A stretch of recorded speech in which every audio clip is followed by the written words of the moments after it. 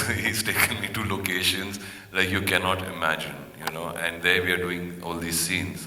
So the first still was, yes, from Dagdi Chaul. Can you go back to the first one, just for a second? The first one that you showed, the one before this. So, and this is basically the BRA gang, which is Babu, Rama, and Arun. And I don't know why and that's why they call their gang BRA. I didn't think they realized it's spelled out to be Bra, but I think that's basically it. Those are the three guys who basically are best friends and make that gang. Go to the next. Go to the next. This is Maqsood's den, and basically it's an Eid sequence where everybody is kind of called, and it's very interesting. While I was researching it, even people who come from this lifestyle of being what we call gangsters or the underworld, they have their own rules as well. And one of the rules is that everybody during festivals, meets as friends and sees if there can be a compromise, or if there can be kind of, any kind of negotiation. And they meet absolutely like that. They look after each other, wish each other, and then they leave. And as soon as they leave, they're enemies again, sworn enemies. But and the second rule is that they don't attack anybody who is your kin, like your blood relation. So they don't attack family members of gangsters. They'll attack everybody else, but they won't do that. So it's kind of a reference of all of that. I mean, a lot of this stuff is actually far more researched than I would say like a standard film. The research is kind of insane on this project.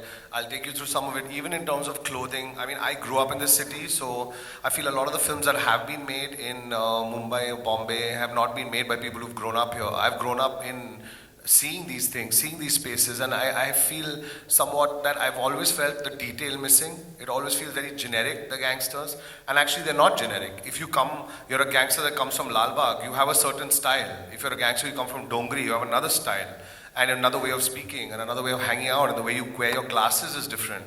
And I think that's the kind of level of detailing we got into in this film, so that when you're in that world, you're actually absorbed into the atmosphere of the time. It's not just like, acha, everyone's a gangster. Each guy has his own form, in a way, and you will kind of see that through the pictures. Go to the next one. Next one, please. So this is my love interest in the film, who's playing Asha Gawli. Her name is Aishwarya Ramesh. She's a wonderful actor from down south, from Chennai, and she's done a fantastic job in the film.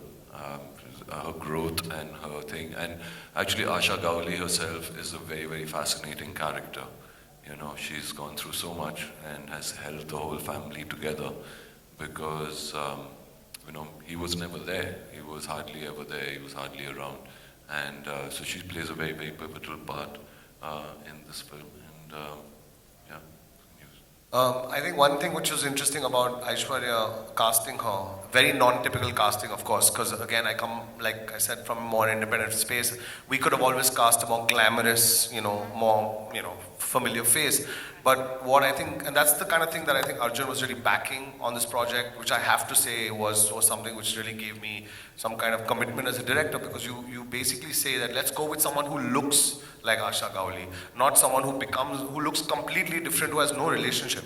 And what's for me for us a great sense of praise was the family themselves, the daughters themselves, and Asha Gawli herself saying, wow, she looks a lot like me. She looks almost exactly like me when I was younger. And all the salwars and all that stuff, all of those things have actually been taken out of Asha Gawli's own family albums. We just replicated the style. So, there's a sense of authenticity with this.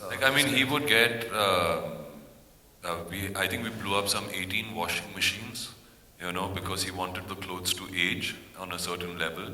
And then he says, but it doesn't look right, it doesn't look right. And he said, what have you been doing? I said, Oshim, take it easy, you've blown up 18 washing machines. So he said, but why are they washing it in washing machines? At that time, there were no washing machines. You have to wash it with your hands. So the whole costume department had to go back and wash those clothes with their hands and get that kind of aging. And that's the level of detailing Oshim works on. And he will not shoot if the shirt isn't right, So you'd be standing on set and he would just not shoot it. So till he gets it exactly the texture and everything that he needs. And I think that is painful when you're going through it, especially when you become a producer on the film. But but I think when you see it in the end and the end result, you don't want to have it in any other way. That shirt's a character in itself. Yeah, those shirts are amazing. I want all those shirts. They all been stitched actually from the time. None of these things are available, and the girls we had on this were amazing. They were going to small towns and getting fabric that they don't print anymore so that they could make these clothes.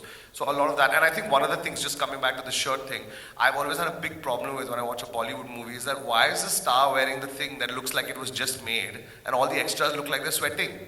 I always had a big problem with this. If everyone's a gangster, everyone's in the same space. And that's something I told Arjun. I said that, we have to be in the same space. Otherwise, you're always going to look like you're standing above all the other characters that are in the room. And that was a big problem. So I think that's something, these are the kinds of things that we were really on in terms of the style of the film. So you're immersed in it. He becomes the character. You don't think, oh, it's Arjun throughout the film. You lose yourself in the film. I want to make a point on that, Arjun. Exactly what he's talking about. Usually the work that you are made to stand apart. You're the star. You are sort of at the center. And here somehow, how was that process to sort of not just adopt the character, but become a part of the entire set? I try to do that with every film. I mean, you try to do it, the level of, here you're playing a character who, is alive, and you have to kind of look like him, there has to be a resemblance, you're playing somebody. So that becomes different. Otherwise, you're usually playing a character who's fictitious completely and you don't know. So you try to imbibe whatever those qualities are, and of course then that level of detailing is not really that much until unless that character is very, very well defined. You try to do it with every film, but as I said, not everybody goes through that level or that effort to make it happen. I think the first challenge for Daddy was, will I be able to look like Arun Gowli? And I think before we even committed to each other, we did a look test. And we put some prosthetics on and, we kind of worked towards it. And when we saw it and we just shot it on an iPhone, we were like, wow, this just came alive. And that's what became really, really exciting. So that was the first level of encouragement you got. And then to live up to it, by creating, by casting the rest of the film, by creating that world and being able to just blend in became the key. So we got these amazing makeup artists from Italy, Sergio, Simone and Ariana. They all came down from Italy. They spent, I think, 4 months here with us, working on it. We had Jess Lee, who did the cinematography, who's the DOP from Canada, who came down, and she was a girl who was shooting a gangster film, and that was, so we can go ahead with those pictures. Yeah. Actually, I'm just looking at all these stills and I'm just thinking, how the hell am I going to work in another movie? Really, I mean, I've really actually been spoiled, because you kind of get to do what you want to do and do it in a really, really amazing manner, where you really actually, Ocean being the purist that he is, and me having to don my, producer hat at the same time, the actor, and at the same time think about the audience who we are making the film for, because finally you don't make a film to just watch it on your own, and you want to connect with the audience. You want the people from Dagdi Chaul to the people in Punjab to connect with this movie, and so to have that kind of clarity, and I think the combination worked really, really well. And when you see stuff like this, you're like, damn, will I ever get an opportunity to work on a film which has this kind of matter, which has this kind of styling, which has this kind layering, and so many complex characters, such great storytelling that goes back and forth, and it's got a thriller vibe to it. I mean, the film won't be more than 2 or 5 minutes long, and to pack everything into that, and at the same time make it extremely accessible to everybody was, I think, the biggest challenge. And I think we kind of have achieved that. That we'll only know once the film releases. But the process and to get this, like you just see these images, you don't see these kind of images. Every image, and this is just normal stills being shot on while the filming's happening, and while me myself watching it, I get surprised. So I'm sure it would be something unique for people to see. Ashim, I'm not surprised at the authenticity. I mean, even in Miss Lovely, it's just something that, sorry, but we expected and we're thrilled to see it. But in terms of treatment, Miss Lovely was still an independent film, and it was made for, it premiered at Cannes and went on to win however many festivals, awards, national award. This is a big film. So how do you keep the authenticity of your writing and your characters and yet tell a film that is not just talking to the Dagdi Chol or the people who know of Arun Gowli, but internationally can actually understand where you're coming from? I think that's, to me, like what's really an exciting thing about this film. It's really exciting for me. I've always been kind of, in a way, cushioned by that international thing. I can always make films for a certain kind of international audience because I come from that space. For me, what was exciting here is, can I make a movie about a folk hero that, people that live in Dagdi Chawl or just the working class that think of Gowli as a folk hero, can they watch that? Can somebody at Cannes watch it? Can somebody, like that would be truly amazing. That would be truly exciting. That it can cut across all those lines, that we're not dumbing it down, and at the same time it's super accessible. And then if somebody wants to watch it who's more nuanced, they're watching all the layers, they're seeing the layers, somebody else may not be seeing it. That, I think, and we both really wanted a film like that would stay true to the story and to the space, and not just suddenly. And I think that's one of the issues, frankly, I'll be blunt, that I had with the first set of producers when we came on. I mean, the first thing I told Arjun is like, man, we can't do like an item number here suddenly in the middle of this. Like, it's just wrong. It's not correct for this film. And if I wanted to do that kind of stuff, I would have done it when I was 20 years old. I'd be already directing like 50 films like that. That was not the idea. The idea was it was true to this, and you have the real material. You have a guy who's willing to give you his story, that he's able to call himself Arun Gowli in the movie. Why would you try and make it generic? So that's really where I was coming from with this. Do we have more? I think we got that combination right.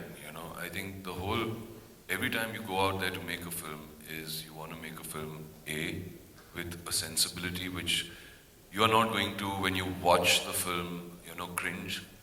A lot of films I've done where I cringe and I'm like, oh damn, why did I do that? And now, at least with the opportunities that you get in life, you can, say, okay, do this, do less work, but do the right work, and, work with the right people. But at the same time, there's a responsibility. A film is not about, as I said, for a film which is to be indulgent and made only for me to watch at home and say, look at this, how I worked on this, and harp about it. The film is, you're expecting an audience to come there, pay for a ticket, and, walk out of there feeling something, taking something back, and you have to give back. And so you have to be very, very clear about that. What happens mostly when we do international films or films for festivals, they become very ambiguous, they become very, indulgent in many ways. This did not give us that luxury, because when you want to make a film like that, you could do it, but you have to shoot it in a room, But when you make a film of this scale, you have a responsibility, and a film which is true to an audience that is huge, that goes to which Arun Gowli has his own following who are going to come there. You have to be true to them. You have to be true to yourself. You have to be true to the budget, And you got to kind of think about all those things, put them into perspective, and say, are we being indulgent at this point in time? Then we should pull the reins, And when we need to really go for it, do it. What's important in this whole combination was the vibe, the world, and I think that Osham is created beautifully with the kind of people, the team, everybody who came on to the film. He was so responsible in bringing so many of those people onto the film who we worked with, you know. And my job was always to make sure that we are not disconnecting from the audience, you know, that if I can't understand it, or I don't know why you're taking this shot, or don't do it, you know, because I don't know what's going to happen. And Osham is very, very different in the way he takes his shots. This film doesn't have one OS.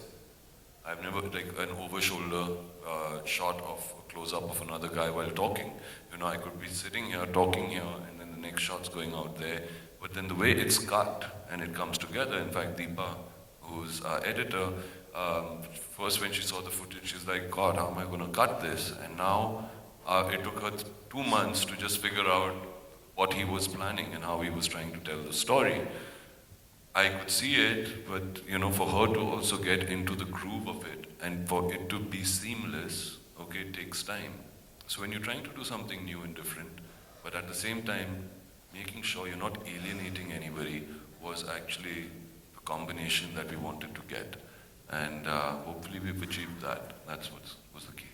I think achieving that combination as a director and with that vision, with this subject, was, like you said, a daunting task, but also a beautiful challenge that you've adapted to.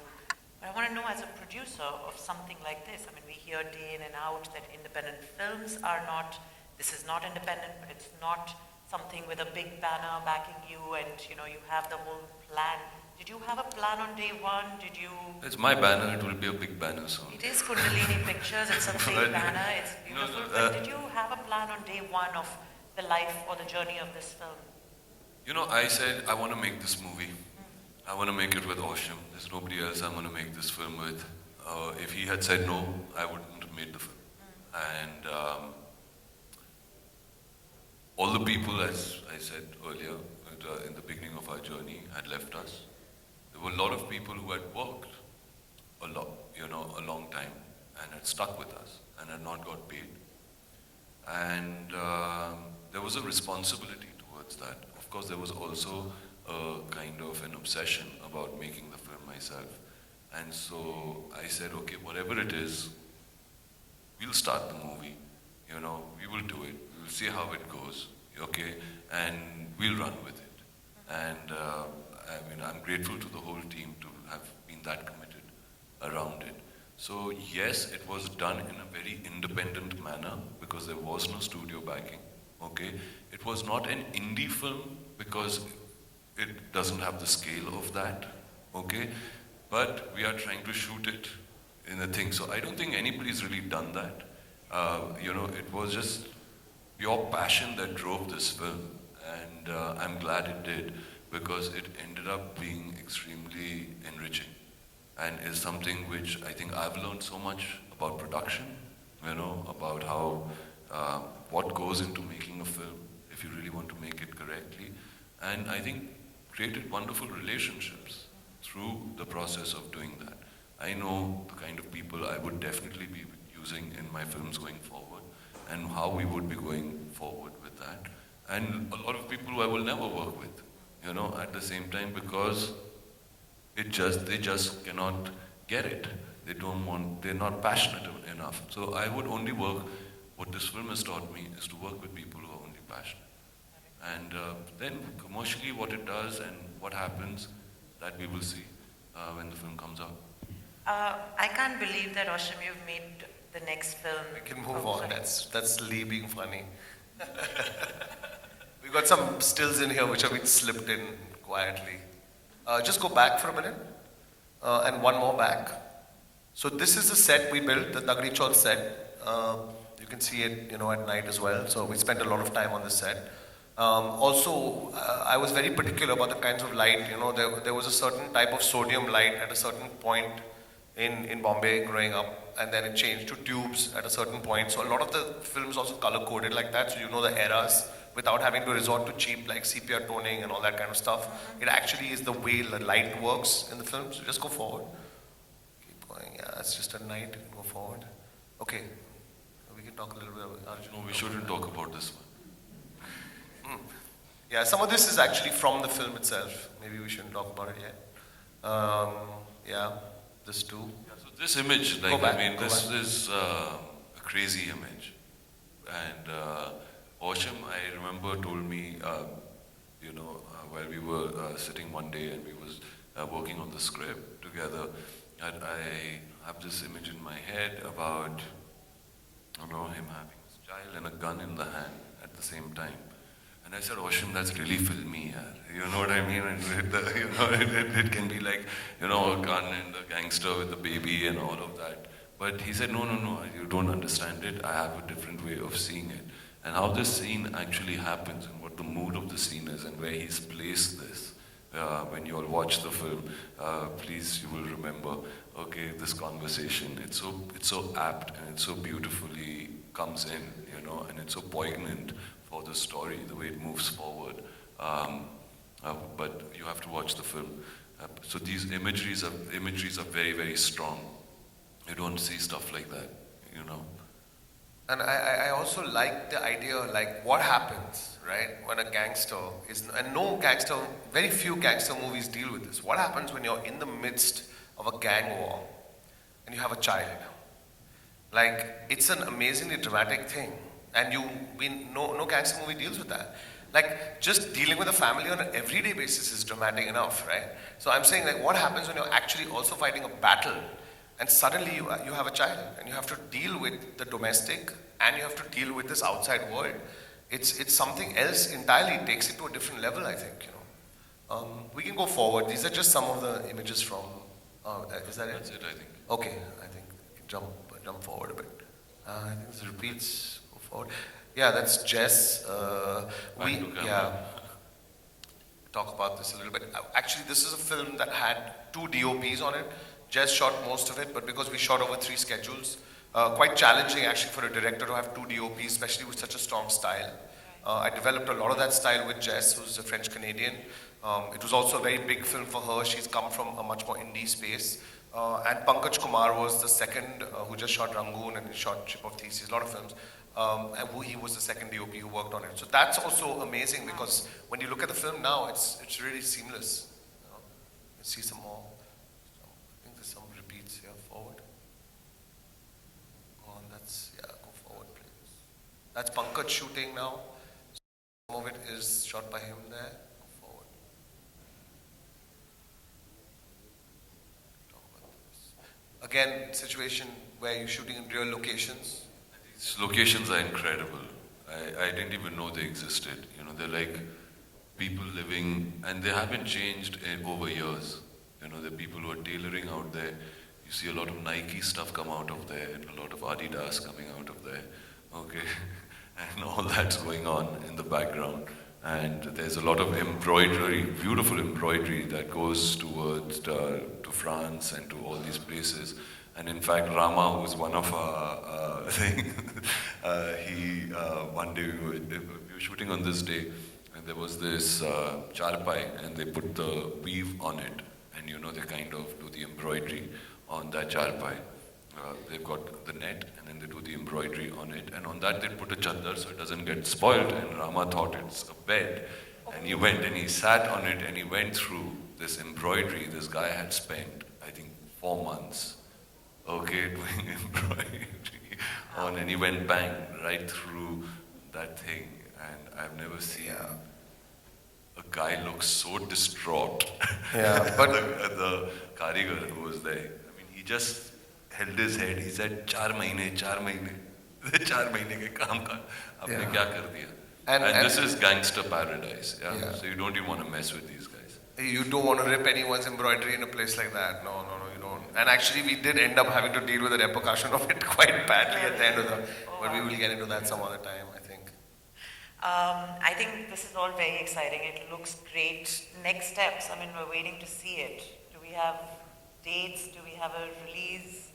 So yeah, I think one is definitely to take it to Cannes, and that's where hopefully we will go first, and then after that, such a jumble of dates. There's so many films we made, so you guys kind of have to find the right date. But I think you will see the film in July. That's what looks very realistic right now. I think by mid-July we should be, we'll give you a date in about a week or two, but I think by mid-July we should be ready to come. So are you planning, and of course, I mean, I'm not surprised if we're going to see this in Cannes because, I think all of your films have, the last two, been there as well, right? No, not Only John Miss and Lovely. Jane. John and Miss Jane was Lovely. Berlin. Yeah. John and Jane was at Berlin? Berlin, Yeah. So do you ever feel that, once you're opening up the film over there or showcasing it there, there's a certain sort of slot that the film gets in when you come here to do a theatrical release, or is this also going to be the first time when you're going to Well, it's a travel? film which we've been talking about. It's a film which I think is compatible to both, and I think that is what we went out to make. So yes, we're not going to be apologetic about it and say, oh, this is a film that goes to Cannes, so it's going to be this kind of a film, or be pseudo about it. But and at the same time, we're not going to be saying that this is a film which is a story of a guy who comes from grassroots of India. This is the story of that man. We're telling that story in the most truest way that we can. The teaser that which you've seen, okay, has got the kind of reaction which I think kind of puts the faith into us that what we went out to do was the right thing. When your driver comes up to you and says, "Dasue," okay, and then you have, intellect who you think, from the industry or whatever, who will say, "Wow, I've never seen something like this in this genre. This is very, very unique." So you have both aspects of society kind of there, and that's what we want. We don't want to make any rules or boundaries for a film, and I don't think any film should have any rules or boundaries towards it. We have about 10 minutes, so we're going to open up for questions. Can you please introduce yourself, sir? I am Jyoti Venkatesh. I know, Jyoti, how are you? When you decided to produce a film, did you make it a point to see Dagdi Chaul in Marathi, where Makarand Deshpande had played the same role? And number two, were you also a little bit scared about the political repercussions and the censor backlash that the film may get when it is shown to censor board? Yeah.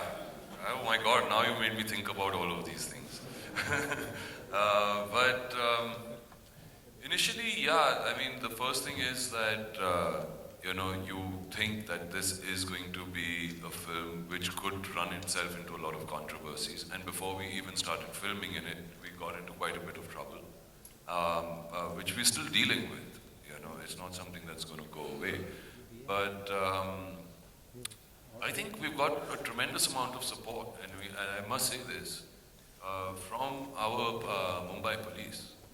Our Mumbai police really, really supported this movie. They did not say, oh, this is an Arun Gowli story and we won't let you shoot, especially when you're shooting on real locations, where you're going into all of that, where a lot of that could be disrupted. So I think it was really amazing, and it was very surprising and we're very grateful to them for the kind of liberty they gave us to make the film. What was your other question? Sorry? Whether you saw Dagdi Chaul, the original Marathi. Yeah, so Dagdi I saw. I haven't seen the film, but I knew that they had made this movie, and Makarand looked very much like him in the film as well. But the people who saw the film knew that it was not a biopic. It was a film that was a love story based inside of Dagdi Chaul. So that was the difference. But what was encouraging from it was that film was made, I think, in a budget. A friend of mine produced it, Sachin Ahir, who again is actually Arun Gowli's nephew. And he made the film in, I think, 2.5 crores, and that film ended up doing 22 crores in the regional thing. So hopefully I get some of that audience back into the theaters. So that was a good kind of a barometer of the kind of popularity Arun Gowli has. And The third question was? Censor repercussions and political Censors. pressures, but you have the permission from the family, so there is no tension. No, that's fine. We've got the rights. We've got, it's all done on that level. We've got their blessings and their support. But from a censorship point of view, I don't know, man. They never cease to surprise you. So once we reach that level of getting the film censored, we'll figure out what's going to happen. And a big compliment to Oshim and Arjun, the actor, because I couldn't believe that it is the same Arjun Rampal who is in front of us as Daddy. Thank you. Thank Thank you, you. Jyoti. See, after what happened with Leela Bansali on the sets, and you guys are handling a very incendiary topic, and you had the guts to ask the family for the rights, and thankfully you got it. But my question is that, and this person is still alive, going back and forth between jail.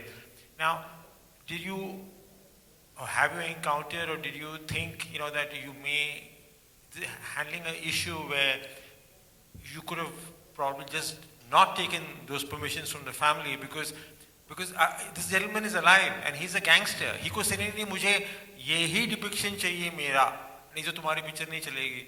So did you anticipate those kind of reactions and take some actions around it?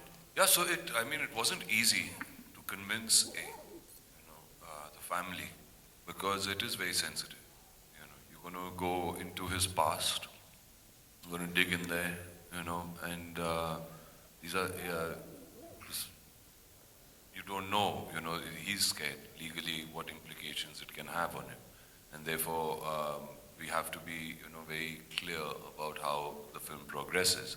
So you take incidents that is in public domain, which people are aware about. Of course, a little more from the family, from a research point of view, okay, which is how how he really is, how people look at him. And one thing we mustn't forget is, why is this film called Daddy? Because that's the nickname that's been given to Arun Gowli by his people. He's not a bhai. He's not, a don or a thing. They call him Daddy. That means he has a heart somewhere which he has touched a lot of people's lives. And I think that's the human side of his story also, which was what we got from the family. The incidents that have happened, which is in public domain, okay, are in public domain, okay. The way we have, the structure of the film is in such a manner that it is from people's point of views. So it's not him saying, oh, I did this. It's Hello. from a character's point of view. Yes, hello? Hello sir. Yes. Sir, I am Ramesh Rao from Film Bazaar magazine. मैं उसी area में रहता था, भाईकला में. मैं वहीं बड़ा हुआ हूँ. ये 15-20 साल पहले की स्टोरी है, करेक्ट सर, ओशन जी? तो जब भी कुछ किसको डेथ हो जाता, किसको शूट आउट होता, मेरे बिल्डिंग के सामने से उनको लेके जाया जाता था, जयराम श्री राम बोल के. हम लोग छोटे थे, देखते थे सब शूट आउट. तो क्या इनको, मेरे क्लास में एक लड़का था, वो बोलता था यार वो लड़की दगड़ी चाल में रहता था, वो उनको सोने ही नहीं मिलता था, इतना शूट आउट होता था. वो सवेरे स्कूल आके बोलता था. तो ऐसा कुछ सीन आपने किया है क्या जहाँ दगड़ी चाल में शूट आउट होते हैं और कोई वहाँ के जो लोग रहते हैं उनको भी लेके आपने कुछ किया है ऐसा? हाँ, उन लोगों के साथ पहली बात तो आपको मिलना पड़ता है जो वहाँ पर रहे हैं, वो जो उस पीरियड के पार्ट थे, जिनका वहाँ पर एक्सपीरियंस रहा है. तो उन लोगों से हमारी बातचीत हुई थी. उन्होंने कहा है कि कितना डेंजरस था वो पीरियड, जब गैंग वॉर्स हुआ करते थे. और ये 90s, लेट 80s और मिड 90s तक जो पीरियड था was for Mumbai a very very scary period, because it was very very underworld driven. अभी काफ़ी सफाई हो गई है, सब अभी बोलते कि अभी अब तो वाइट कॉलर बन गए भाई, वो काम नहीं करते. तो आई थिंक एवरीबडी, मगर वैसे क्यों बने, वैसे वो उन्होंने क्यों किया? क्योंकि this thing is, what is very important is, what people should understand is कि the mills जो थे ना वहाँ के, दगड़ी चौल was mill worker के घर थे वहाँ पर. जब mill strike पर गए, when the strike happened there, lot of people got unemployed, lot of people didn't know what to do, and the unions created that, and that's what created the underbelly of the underworld in Mumbai. तो अगर हम किसी को काम दे, किसी को उनकी रोजी रोटी आ रही है घर पे, तो वो बंदूक क्यों उठाएगा? वो बंदूक तभी उठाएगा जब he has to survive for himself. तो I think without justifying too much, और फिर एक होता है कि चस्का लग जाता है पावर का, जब आप पावरफुल हो जाते हो और सब आपकी सुनते हैं, तो वो भी एक नशा है. और उस तरीके से फिर किस तरीके से वो बढ़ते रहते हैं. पैसा का नशा आ जाता है जब आप पैसे कमाने लगते हो और आसानी से आप बिल्डर को फ़ोन कर रहे हो, बोल रहे हो कि बॉस प्रोटेक्शन चाहिए तो इतने पैसे दे दे. तो वो जो पीरियड है वो सब तो दिखाया, क्योंकि that's true to the period. Oh, yeah. Hello. Right. Hi, I'm Gitika. I teach TV production and TV entertainment in Amity University, Mumbai. So my question is, there are two types of audience. One is PVR का crowd and another is Getty Galaxy का crowd. So आपको क्या लगता है, ये दोनों type का crowd pull कर पाएंगे आप? Yeah, I think that's the idea. That's what I was saying earlier about the film, is that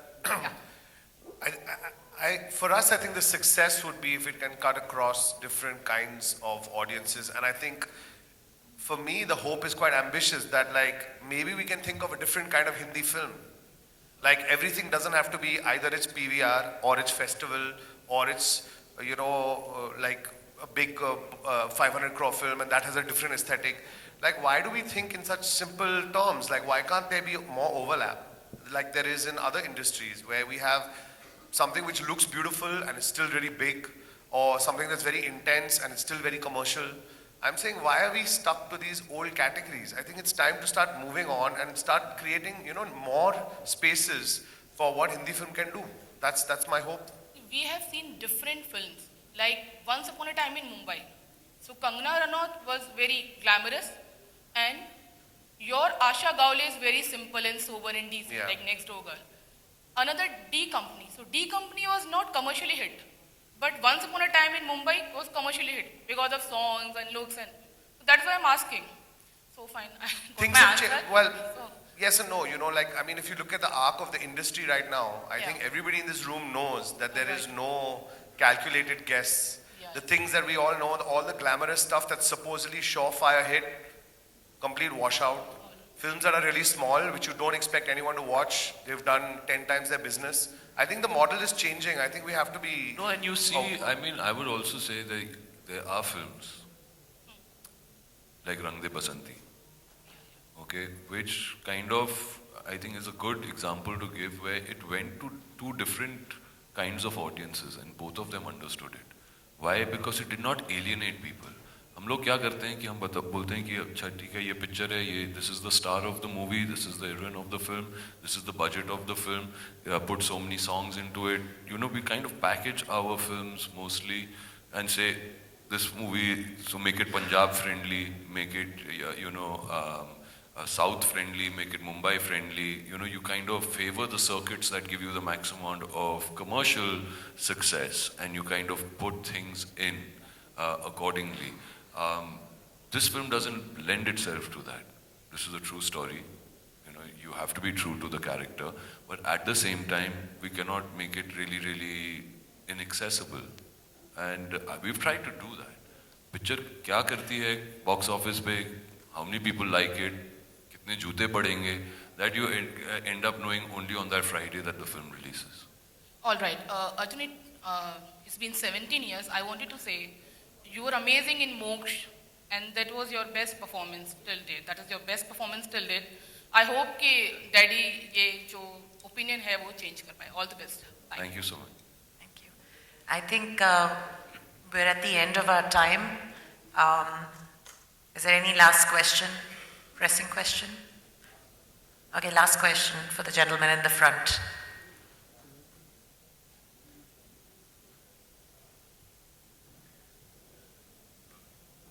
Can you give him a mic? The kind of preparation you did for this role, I'm sure you did a lot of involvement in terms of method acting. You try to internalize the character a lot. Were there any kind of psychological effects while playing the character, and what you felt the most? And how did you overcome that? I think you should ask my family that.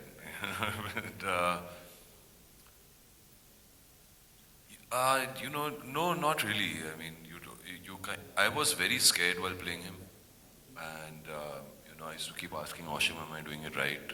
I hope I'm doing it right." It wasn't like, "Oh, this is the character, and I'm walking onto the set like that."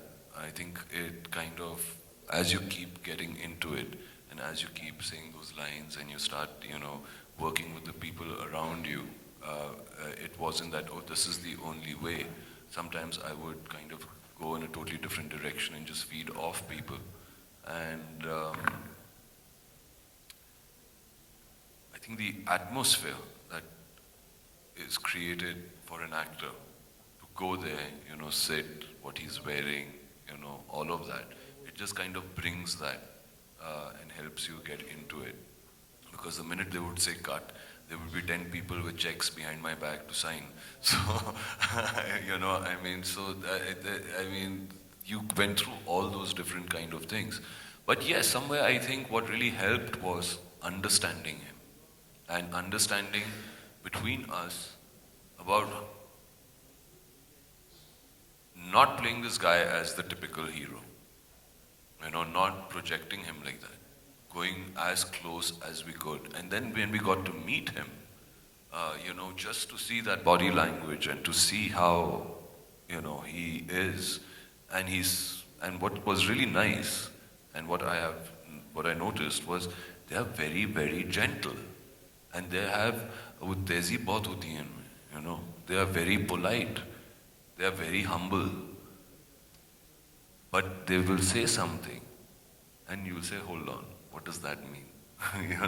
So I mean, to get those little things into the script was very exciting for us, and psychologically I think I'm quite okay right now, no? I don't know. I hope I don't Just have- about, just about. Yeah, just about. I think on the edge. Yeah. Yeah, but a lot of people didn't mess with me. Well, that was and another interesting thing had happened, and which I'd like to share with everybody. I was one day dressed like him, and I was in Dagri Chowk, because we were doing some shoot there, and his brother-in-law, walked up and came and touched my feet because he thought I was him, and I thought that for me was like the biggest thing that could happen. I mean, that was really, really incredible.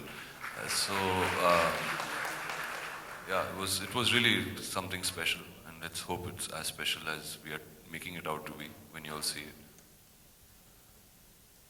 I think it does look special. It is very special, and I personally feel it's going to do something that has never happened before. It's going to cross all these boundaries of mainstream, independent, festival. It's just, going to be something that everyone can come and see, like you said, in different layers. And I want to thank you both for coming here, sharing with us this first look, the story behind Daddy, the magic of Daddy, and for putting yourselves through what seems like an arduous task, but I think it's going to be amazing.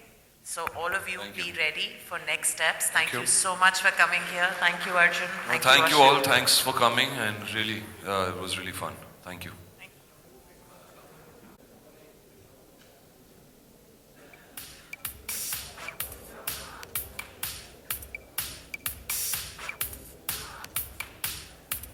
Ladies and gentlemen, don't go anywhere. We're beginning right away with a valedictory by one of the most respected and celebrated minds in the business of M&E.